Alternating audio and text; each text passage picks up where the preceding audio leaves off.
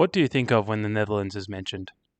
While it's famous for its bustling bicycle culture, liberal policies towards cannabis, world-renowned architecture on the numerous water canals, and its taller than average population, it's also surprisingly home to a thriving surf culture. With all the factors that make a surf destination, the Netherlands is one of the last places I'd assume. Its primary swell window is in winter, with an average air temperature between 0 and 6 degrees and ocean temperatures between 5 and 10 degrees Celsius. With Germany to the east and Belgium to the south, the small area of coast here sits sheltered from much of the North Sea. The UK and France block a majority of the swell windows that hit the Netherlands. Combine that with a shallow seabed and short ocean fetch that extends only a limited distance off the coast, and it's no wonder the Netherlands is one of the last places you'd expect to find a thriving surf community. I was privileged to meet one such Dutch surfer many years ago while travelling in Brazil. The stories he told me of surfing 7-second wind swell in the middle of winter in a 6mm wetsuit with Vaseline smeared on his face to mitigate the freezing wind on exposed skin astounded me. I couldn't help my fascination and curiosity and had to interview him about surfing in the Netherlands. This is the story of Victor, born and raised in The Hague in the Netherlands. I'm Victor, born and raised in The Hague. Currently living in Scheveningen and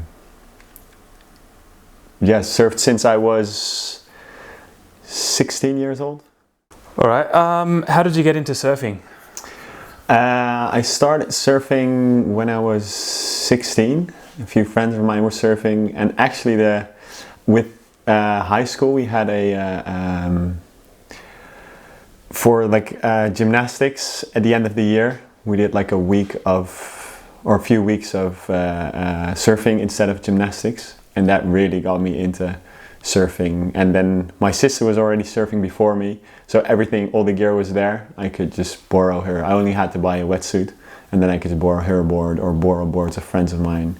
And then it got really quick. I started surfing as much as possible and on holidays, and I started here in Scheveningen. Sweet. And what would you say influenced you, or potentially even who? Were there any older people or people of similar age in the Netherlands that were inspiring you to surf or get into surfing or surf better and more? Yeah. So I went to high school here in Scheveningen, and I had several friends and classmates that were surfing, and they were already surfing for a longer time, so they were definitely a good inspiration for me to go surfing. Yeah. Sweet. I guess the biggest question for everyone out there, what is it like to surf in winter here? You know, how cold is it? What's the air temperature? What's the ocean temperature? Surfing in winter there are several aspects that make it really tricky. Like, first of all, the lack of daylight. So on a regular day, if you say you worked from 9 to 5, there's no way you can surf before or after work. So you either have to fix that with your schedule or surf in the weekends. And then so the North Sea, it gets really cold because it's such a small body of water. Back in the days it used to drop down to like 3 or 4 degrees.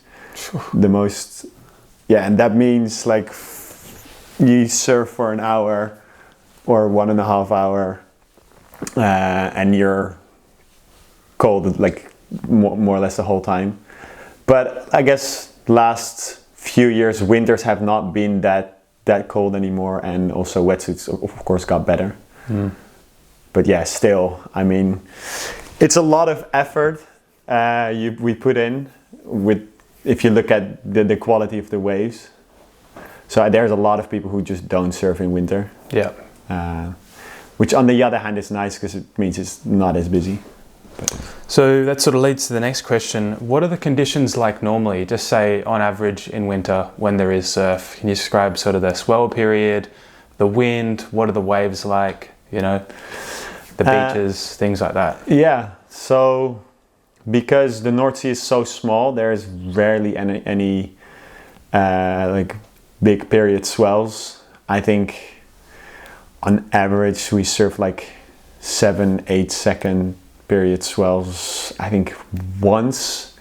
there was this perfect swell coming in all the way from the north, and that would have like a 14-second period, but that was like the rarest thing. Also, the banks didn't work then because the period was too big for these banks. But yeah, we surfed there. There's two types of swells coming in here. Swells from the south, which have like periods of 6 seconds only. So it's like wave after wave after wave. And we have swells from the north, which can have a bit bigger, but also then it's like 8 or 9 second periods. And it's never bigger than 2 meters. It's because the North Sea is just not big enough for that, and also not deep enough. So I guess, yeah, what's the community like here? Because often a lot of people from, I guess, the surfing communities around the world probably wouldn't know that the Netherlands has quite a big sort of surfing population or community here. Yeah, I think the community here is, I would say it's quite unique. Several times I had friends over from other countries, and they were surprised how sort of tight the surf community is, and that, I mean, there's several surf schools at which everyone drops their keys or borrows a bit of wax or a bit of sunscreen. And if I always go surfing on my own, or most of the time, and because I know in the water you'll meet friends, or especially if you go to the north, which is the most surfed beach in the Netherlands. There's like, apart from surfing, you're also just chatting with a lot of people in the water. It's but yeah, there was also these moments like a few years ago when there were 5 surfers passed away or drowned in Scheveningen, and those moments you saw how sort of tight the surf community was, like how everyone knew these guys and was somehow present in the week after, so on funeral or remembrance things, paddle outs. So that was that was really special, I think, of that Dutch surf community. Yeah, most definitely. Where do you see surfing going in the future with the Netherlands? I think what you see now is that, well, I guess you see that all over the world, but in like other sports related to surfing, such as kite surfing or wing surfing or wing foiling or whatever combination you have of these is becoming more popular, because in the end we do have a lot of wind, so everything related to wind, I think, is getting more popular. Normal surfing, I think what you see now is that there's a lot of surfing has become more of a sport where there is grommets that have like that are being taught surfing. They go to like a regular surfing class every week, like you would go to like football or hockey or other sports. They go surfing every week and they have video analysis, so it's becoming more sort of professional. So you see a lot of young kids that surf really well already. I mean, I guess you see that in other countries as well, but that is also taking over the surf culture in the Netherlands. I think that it's And do you think with the addition of pools, the general level of surfing within the Netherlands is just going to skyrocket? Yeah, I think that's a good one. I never thought about that, but yeah, I guess because wave pools give you consistent waves every day, and that's one reason why Dutch surfers have never been on the top, because it's just not consistent enough, and I mean, it's also not big enough.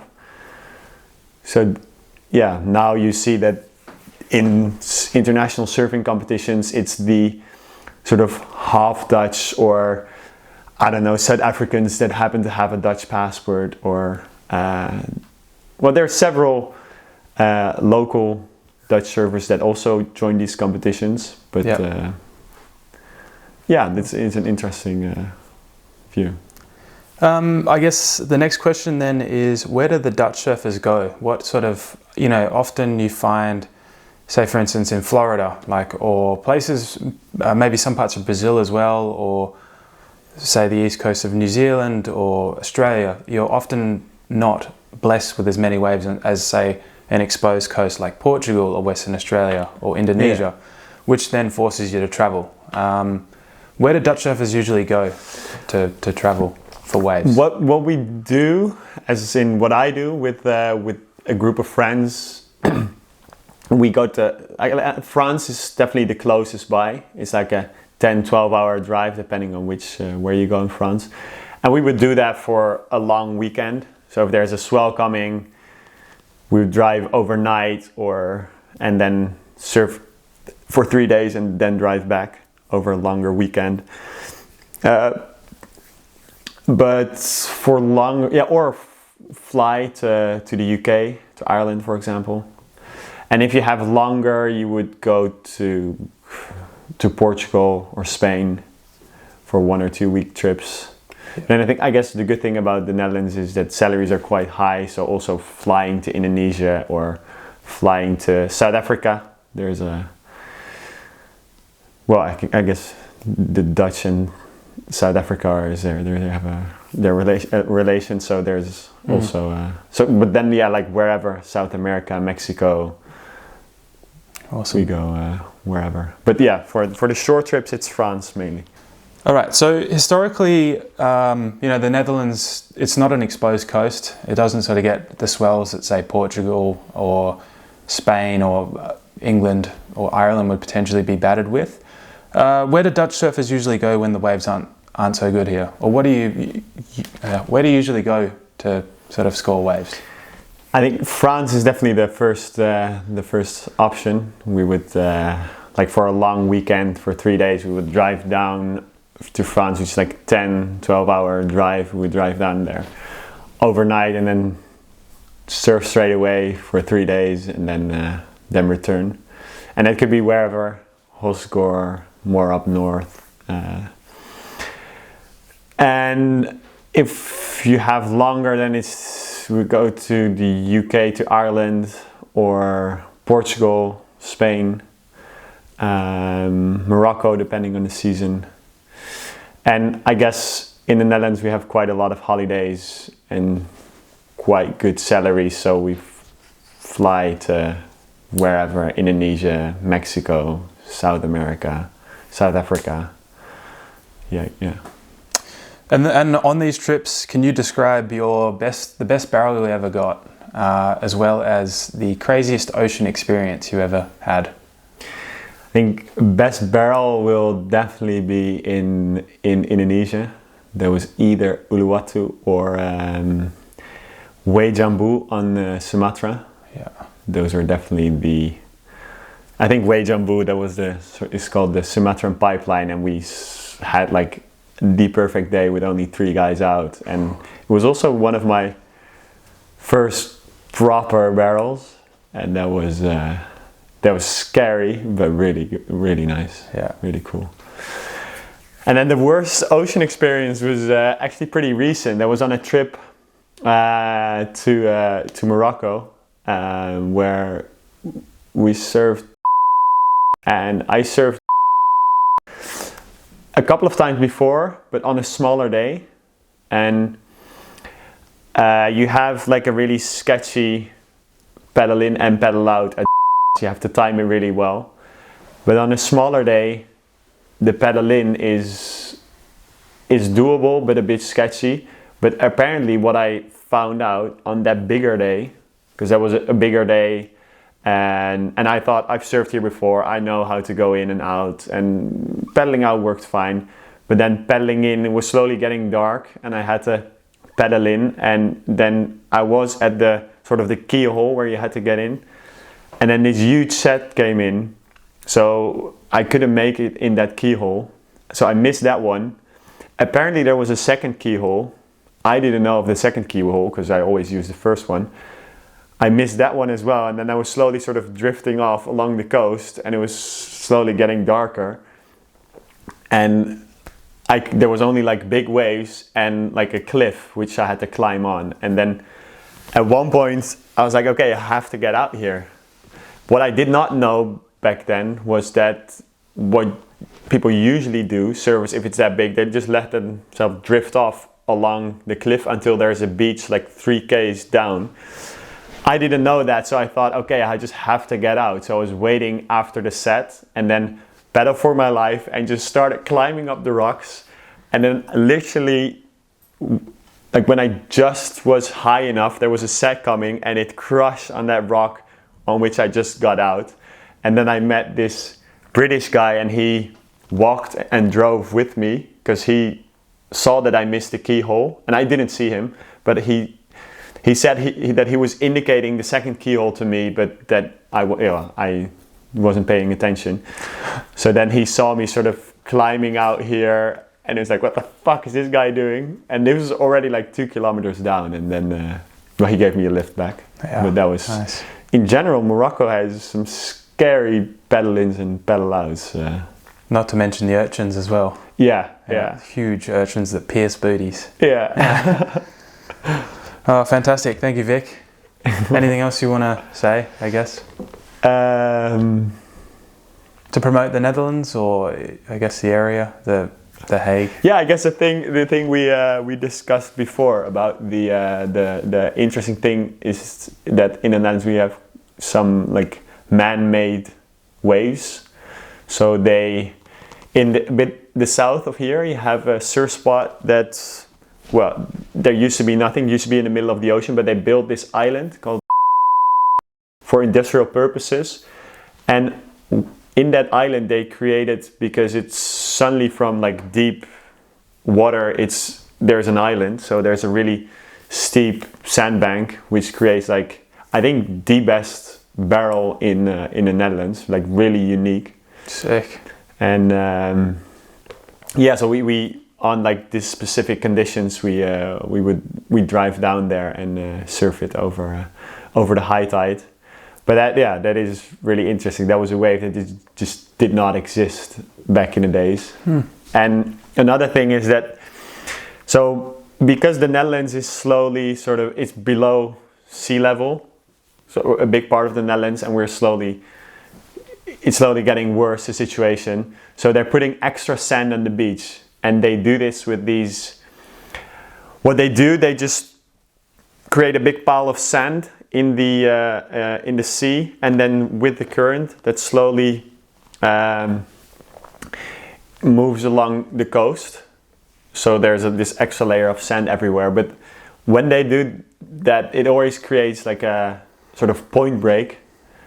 So they've done it like 2 or 3 times now, and then at this one point for a couple of months or weeks, there's a point break that you would surf, and it's a completely different wave. Sweet. And then that slowly disappears, and then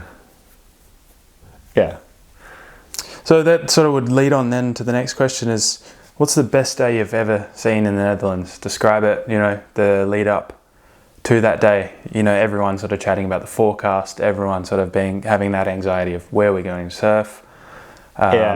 Where's the bank going to be good? Watching the winds, the height for it. Describe that sort of day and the feelings leading up to that.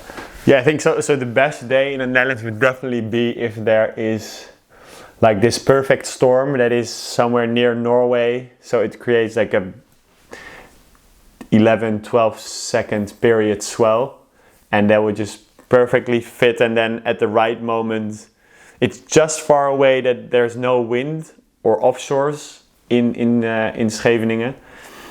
So that would be the perfect combination: a big swell coming from Norway, and then no wind in the Netherlands, and that would give like real glassy waves for a couple of hours only, usually. Wow. And that, I mean, you get like small barrels and longer rides. You can do several turns, which is unique for the Netherlands, because I think in general we're happy if we can do 1 or 2 turns on a wave, but then you can actually make a couple. What makes surfing in the Netherlands so unique? I think the funny thing about surfing in the Netherlands and about Dutch culture is that we use bikes for everything. So I live in Scheveningen, so that means I put on my wetsuit at home, jump on my bike with my board under my arm, and bike to the beach. But I know also people living further away, like in city center of The Hague, that do the same. And I used to do it as well. You put on your wetsuit, jump on your bike, go to the beach, I guess lock your bike, take your keys, surf, and then go back and take off your wetsuit in your own shower. Because if there's waves, the funny thing is that you can see like all over Scheveningen people on their bikes with their boards under their arm going to the beach, which is, I guess, a really unique situation of a surf culture or community.